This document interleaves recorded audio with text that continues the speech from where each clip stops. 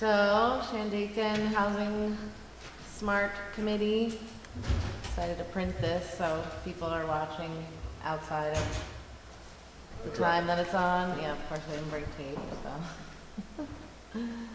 Do you want to start with the pledge, Bill? We will.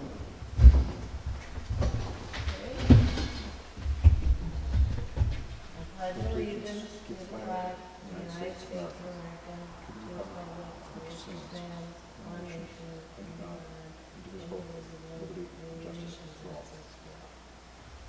Thank you. Okay, today's Monday, February 26th. We're starting at 7 p.m. We have a light attendance tonight. Sarah Byer is not here. Philip Modis Present. is present. Sophie Grant is present. And Vicky Starr is absent today. They send their regards. Great. I'm keeping notes as we go.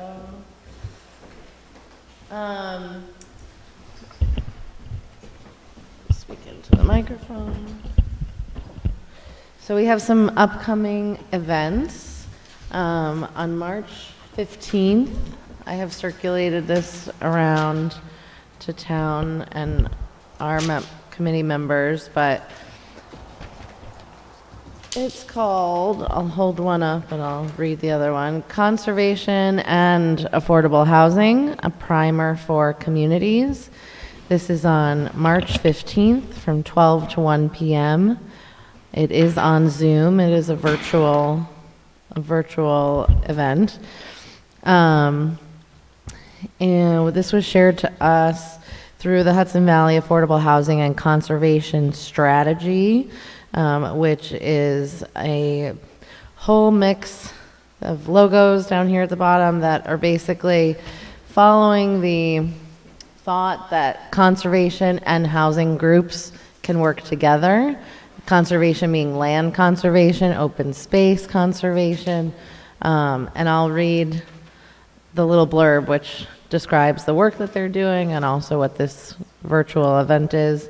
The Hudson Valley needs abundant, affordable housing and protected land that supports clean water, food production, and climate resilience.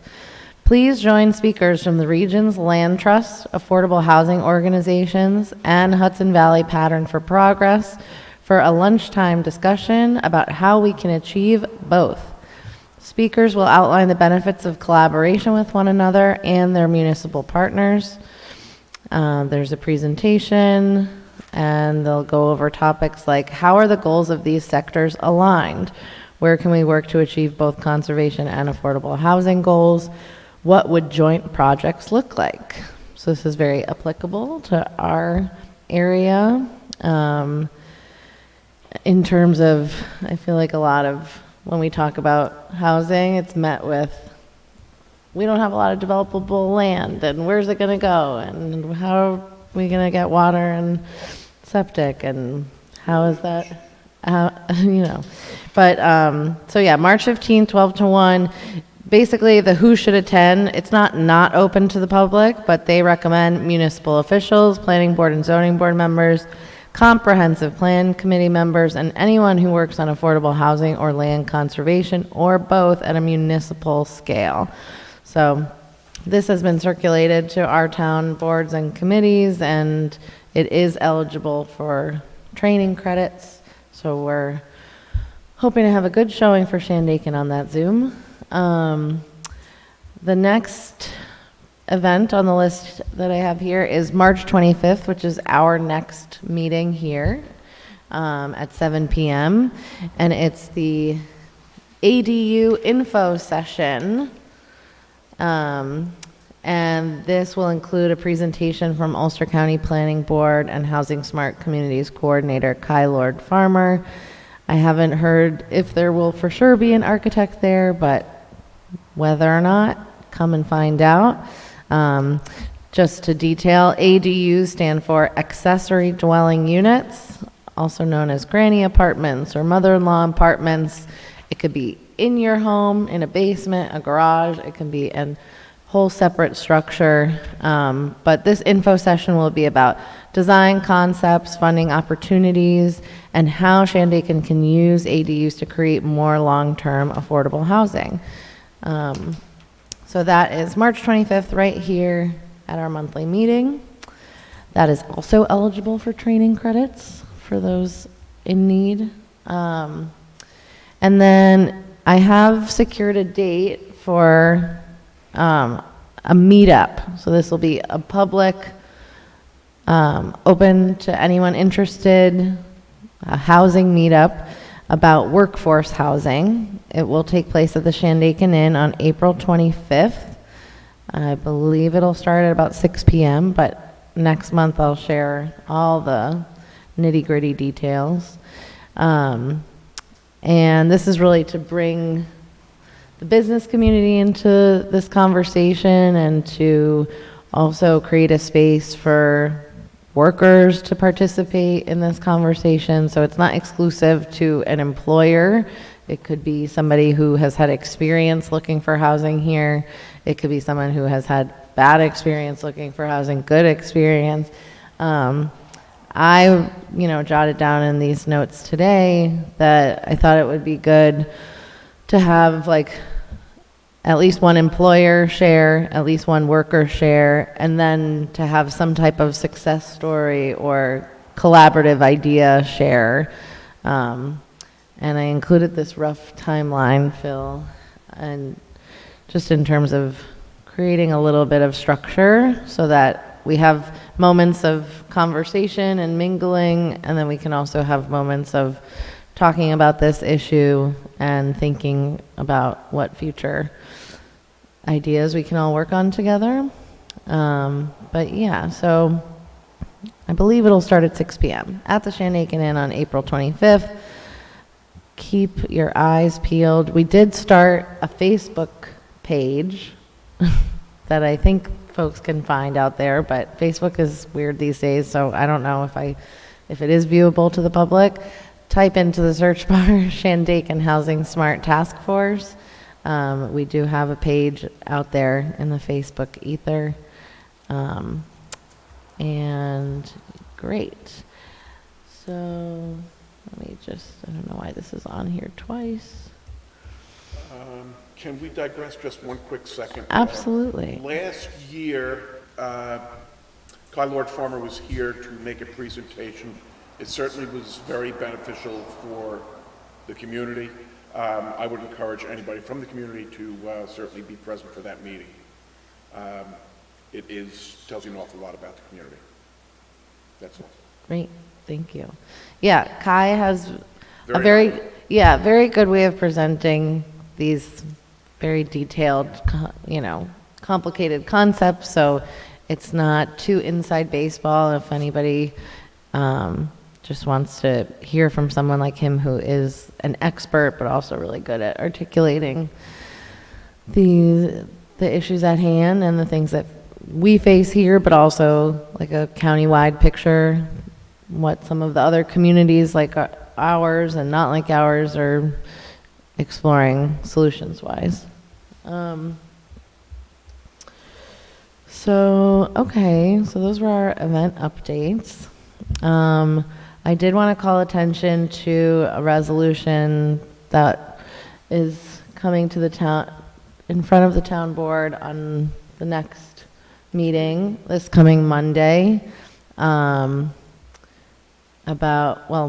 guess we'll start with the less complicated one, which is Shandaken has an opportunity to pass a resolution to become what's called a pro-housing town. This was a fairly recent program that started in August, and thank you, Jan Jaffe, for bringing it to our attention. I did not hear about this as much as some of the other recent housing actions that the county has taken, but this is a statewide program, and it allows either towns to show specifically that they have grown the housing stock, they have expanded or increased housing opportunities by a certain percentage, Or if you're like us, and maybe we haven't done that just yet, that we intend to do those things and we intend to work on housing in a really concerted, dedicated way.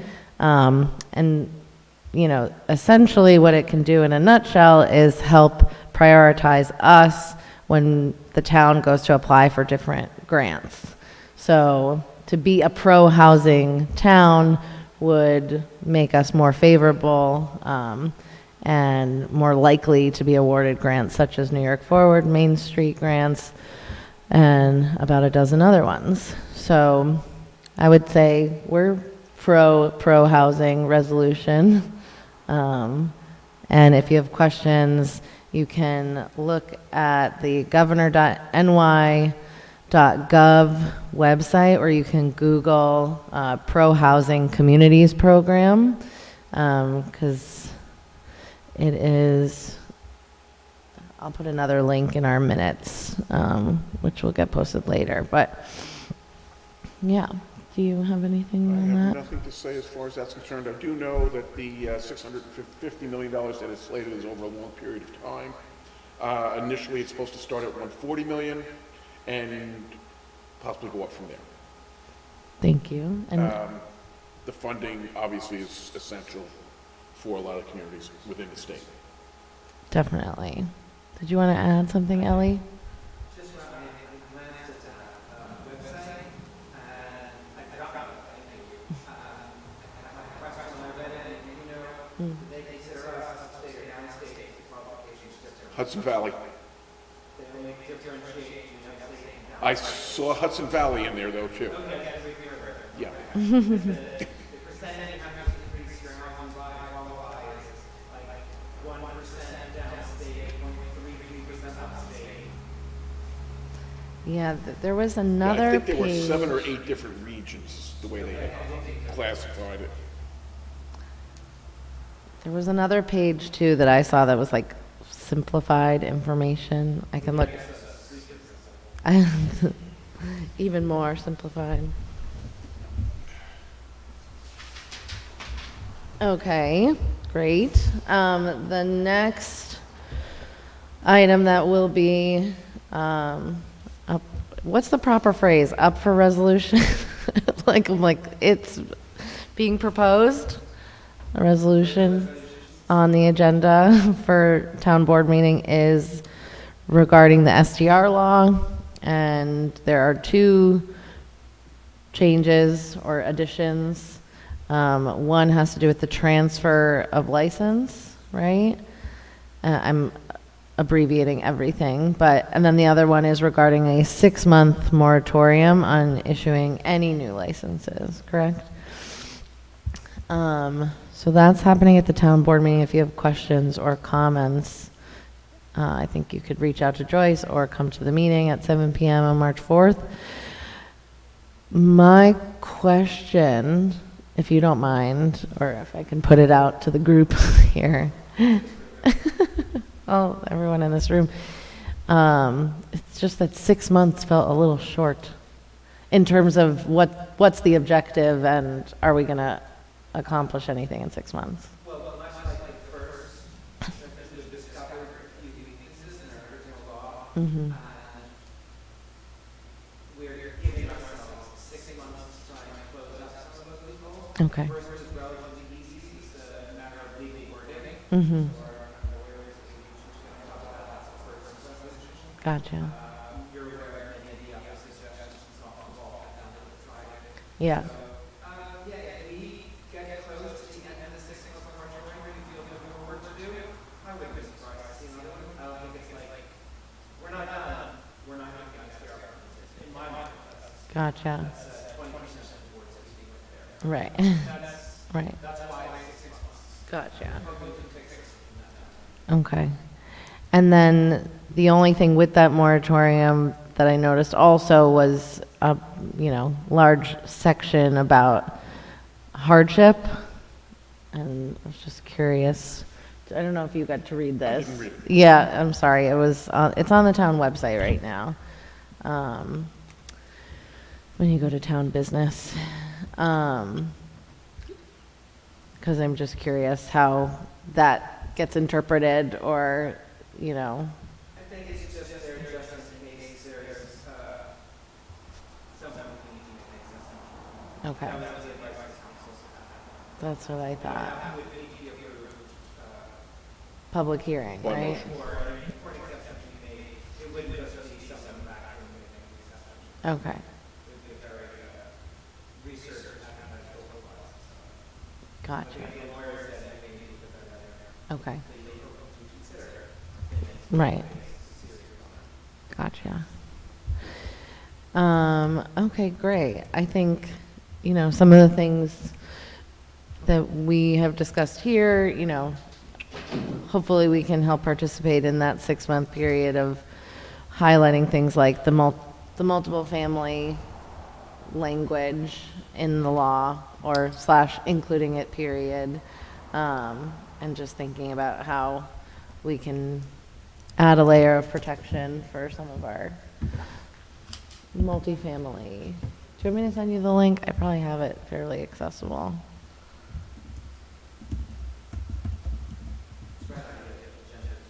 I was just, Yeah. I'm just gonna pull up the site. Yeah. To that point, you know, did you get to read the letter that the home share I did. folks wrote? Do you want to discuss any of that?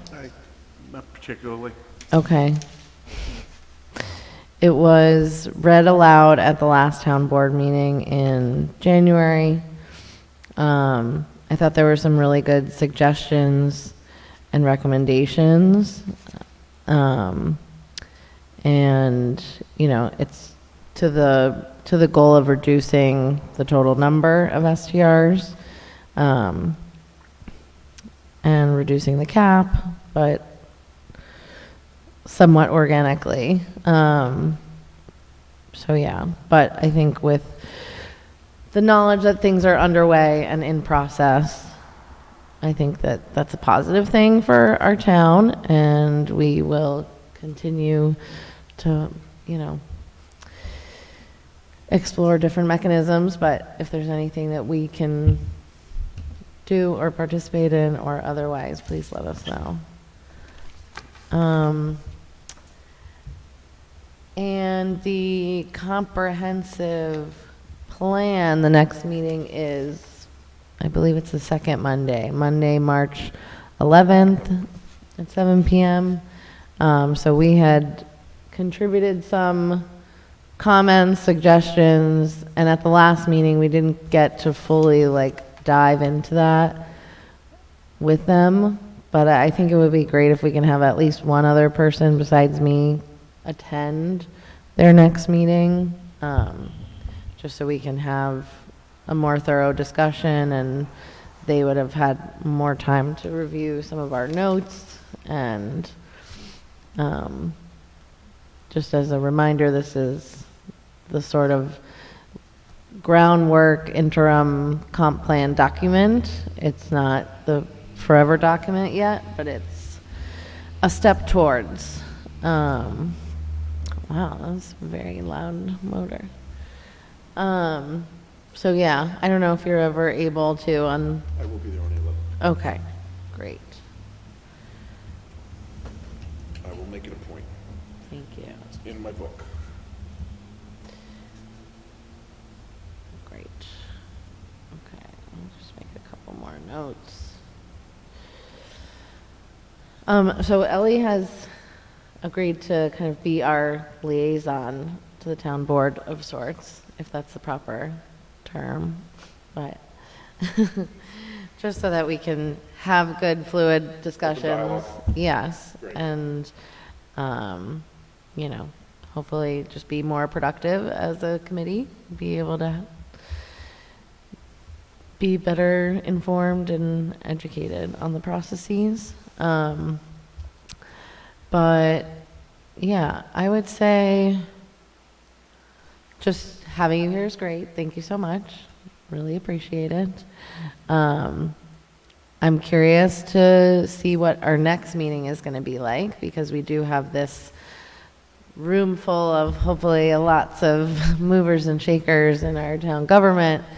And, you know, it was sort of my hope to use that meeting, not just to have everyone get an education about ADUs, but to also, I don't know, use it as an opportunity when everybody's in the room to do a little bit of coalition building, or, you know, there is obviously the comp plan process that's underway and will take a while, probably a solid 18 months from the time it gets fully started.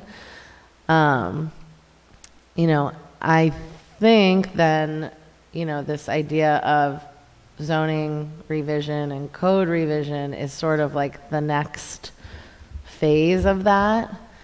And so obviously it's far out, but it keeps coming up as like something necessary in order to move forward in either building new or renovating or just creating more housing here. So I don't know. I think it's been on my mind of like, how do we create the roadmap that it's not only starting at the end of the comp plan process? Like, is there anything that can be sort of begun before that? Is it the same people that are doing the comp plan? Is it a totally different group? Is it a mix of people from different committees, which is sort of like what the comp plan is? But yeah, what are you, sorry, what were I you was gonna just going to say, I'm under the understanding that it's a mix of people, Mm-hmm, of both elected and non-elected. right. So, Yeah, I don't know. I'm a planner at heart, so I'm like, what do the next 3 to 5 years look like, and how do we kind of bake that into our strategy in a way? Or how do we identify zoning and revisions that can't wait for that process and need to be pushed forward and not wait for that committee to be formed? I think, you know, the comprehensive plan that's in place right now was last done 17 years ago. I think that was a huge mistake. I think it should be somewhat fluid, where it should be reevaluated, as you said, in 3-year, 5-year, 3, 5, 10 years. It should be looked at on a continual basis in that regard. It, but it isn't. Okay. These things do take a lot of perseverance to overcome these barriers, without question. But I think that is the best way to address it for the town as a whole. Perfect example is the short-term rental regulations that came into effect in 2022. Here we are 2 years down the road now, and we have to reevaluate that. You need some fluidity in it. Yeah. Hopefully, moving forward, when they come forth with a new comprehensive plan, it will be observed at certain intervals and evaluated. Right. Well, yeah. And so, I don't know, Ellie, I'm just like putting that out there into the and your universe in terms of how we go about that, and what, you know, what things, like if with, for example, the fact that there's nothing, it's not currently legal to build a multiple family dwelling here. That being just one piece of a very complicated puzzle. There are certain restrictions on the multiple family dwellings, unless they're pre-existing, which there are still some of those within the town, and hopefully there always will be. Right. So the idea is like, do we have to propose certain things to be reviewed on a shorter timeline, such as that, or, you know, like the piecemeal of amending some things as we go, as opposed to waiting to do the whole code in one big process, I think is a question I have, of just how do we like keep this train a moving and acknowledge that the comp plan is going to inform some of the more overarching aspects of that revision process, but if it's not necessary that we wait for that to do every single revision that we think is more urgent, you know, how we can encourage that, or what that would look like. I don't really have a good answer for you. Yeah. You know, this is the fact that the need to revise this is being discussed for a while. Mm-hmm. We're trying to see some action on it. I mean, we'll talk about it before I got here. Mm-hmm. And it is definitely something we try to Yeah. but it is a huge process, especially in code rewriting, building codes. That's one of the challenges. It does take some time, but I do believe we see some improvements before we guess than the 18-month time. I think they all know the comprehensive plan. Yeah. I think they all know that housing needs to be part of our plan as well. We need to start discussing that and how we implement it. Right. Right. Yeah, I think that, I mean, and if it's a lot of the same people, it probably doesn't need to be like another meeting on all those people's calendars, but Now, Elizabeth, most of the building codes are mandated by the state anyway. Well, yeah, I'm sorry, I didn't say building codes, but I meant to say the town codes that apply towards buildings, not actually like the National Electric Code or the state building codes. Good, good.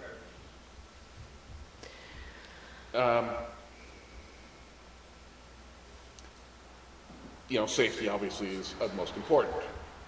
You know, the way certain things are constructed would certainly be of importance for the town, especially when in light of, God forbid, if there's a fire. You know, safety is important. Especially in this locale, and Lord knows when the heck it's going to happen. It could be a snowy night where the roads are bad. It could be a flood. How do we address it? yeah.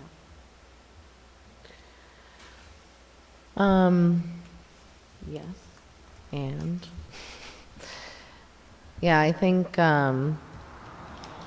just like, yeah, whatever we can do to advocate for any type of efficiencies in that process, I think we would, and however we can aid in that. But yeah, it's definitely a long road ahead. So it's like, without completely disrupting that whole process, you know, certain things like some type of multifamily dwelling law or something like it, I think could be beneficial, considering there's like a blueprint for that. But yeah, I mean, and then including something like that in the STR law, either or both or something, would probably make me feel better that we're addressing something that won't take another 3 years. Or I didn't want to forget, I should have said this closer to the top, but also Kai Lord Farmer has shared some information with Peter and myself about Granicus, which is basically the platform that lets you do some really quick and efficient, they call it like host compliance, but it's short-term rental monitoring, compliance, and enforcement made simple. It's a platform. It's very user-friendly, but it comes with fees. But as Kai noted to us,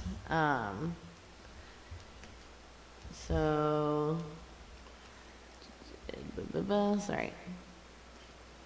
So I guess basically right now, I think our town offices like reach out to the county for data, and it would kind of cut that step out and provide real-time data to the users. We looked into that a couple years ago, but these were hard to justify. Yes. But so, Sample set data that we got from the number, but we've got our own race grant, which is much better computer? we found a lot of errors in many of the Okay, they listed our ins, not, we do not consider our listed as operating STRs. uh-huh, Numbers were off, we didn't get those. But I mean, it's the kind of thing we keep looking at. yeah, Like, you know, the fees go down, the quality goes up, it becomes better. right. Because it's a challenge. Yeah. Well, the fee, so alongside with this address identification module, Granicus is offering discounts for additional modules if municipalities would like to purchase additional tools to help with short-term rental regulation enforcement. But that basically the county recently upgraded their contract with the company. So there is more access. Right. It's going to become more of a challenge as time goes on, because you're going to have Facebook Marketplace and every other platform.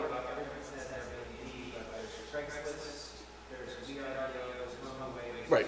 It's Airbnb is generic name. Right. Yeah. And I was just reading something this past weekend where they're down in Florida.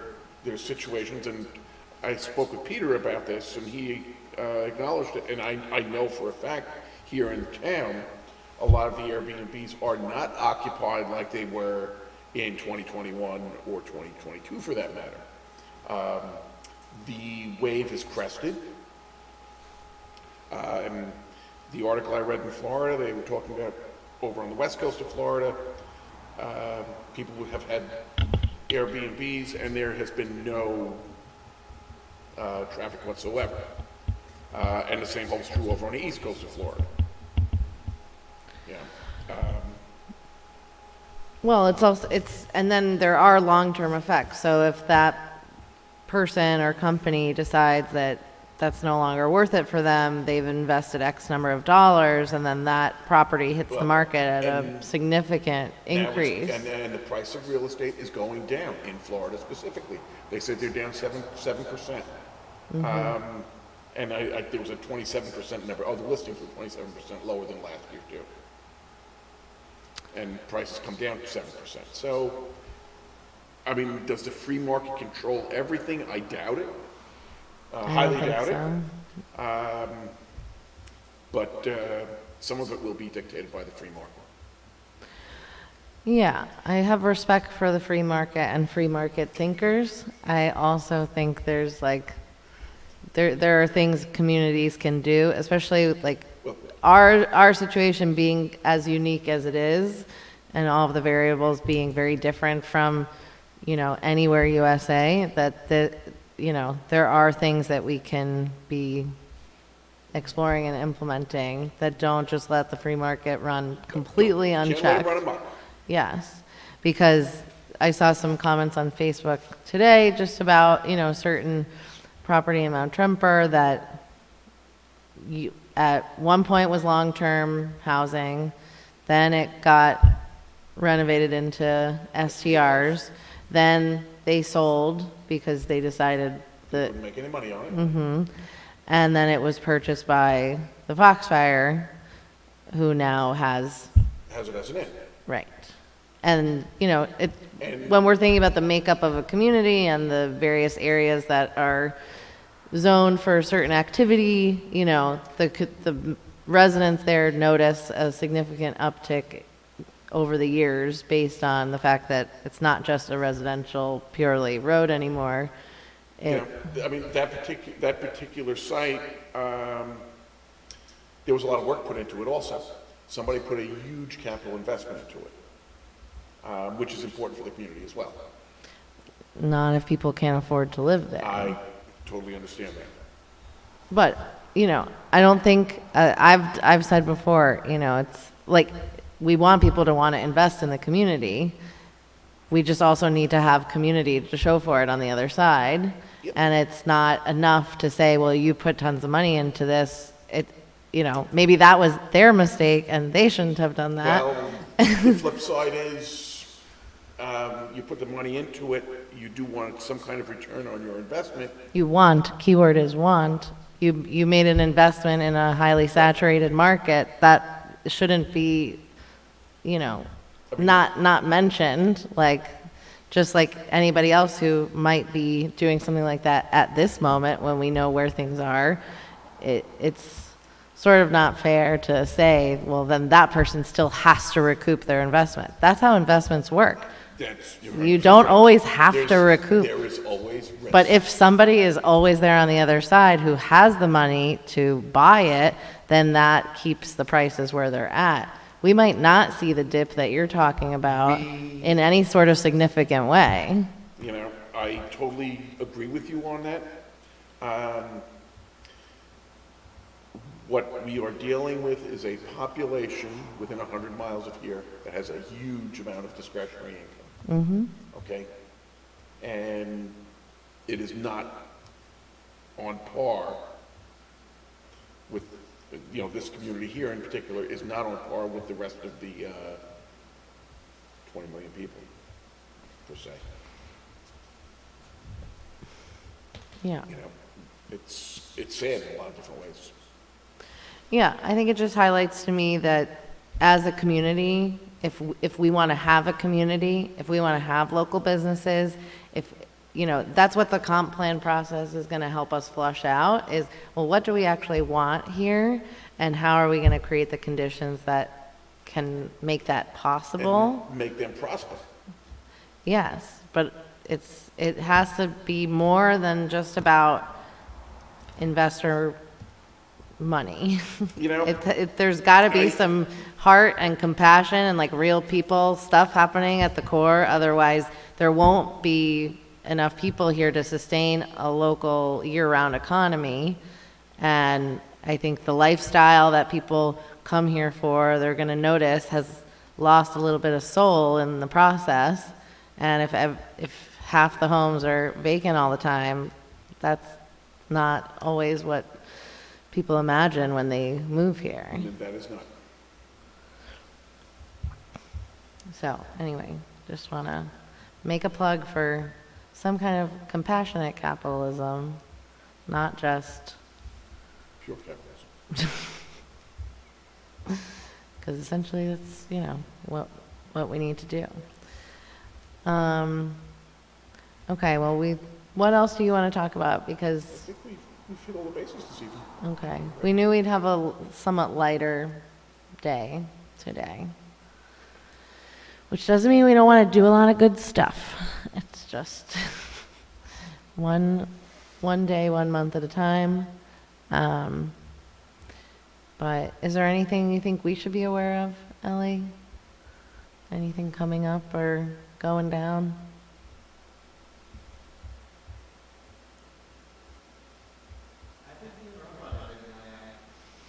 Trying. I need to get a life. No. Well, I'll make a little plug. There is a PH2 meeting tomorrow night in Phoenicia. It's open at 5 o'clock at the Methodist Church on Church Street. The meeting will start promptly at 5:30, but come at 5 if you want to talk and mingle and bring a dish for potluck. And for those who might not know what PH2 is, it is a grassroots organizing group of residents that are looking to revitalize Shandaken with an emphasis on Pine Hill and Phoenicia as the commercial hamlets. But we bring ideas and issues to one another. We talk through them. We try and apply for grants. We make connections outside of Shandaken, and just try and, get some good momentum and energy happening in a way that hopefully we can see wonderful things. And yeah, so and it ends promptly at 7, so it won't be your entire evening, but starts, you can arrive at 5, meeting starts at 5:30, ends at 7 at the Methodist Church in Phoenicia. Great. Well, as my little sign suggests, you can email us at shandakenhousing@gmail.com. We meet the fourth Mondays of every month at 7 p.m. Next month will be our ADU info session. You can follow us or like us, whatever the action is, on Facebook. And please reach out if you have any ideas or issues or questions. I know there are people on Facebook all the time posting that they're looking for a place to live. And if you have an extra room in your house, we don't have a formal home share program like Woodstock set up yet, but just know that you can supplement your income, you can help cover some bills at your house if you are willing to let somebody rent from you. And that's just one idea to throw out there. But yeah, see you later. We'll close the meeting at 7:41.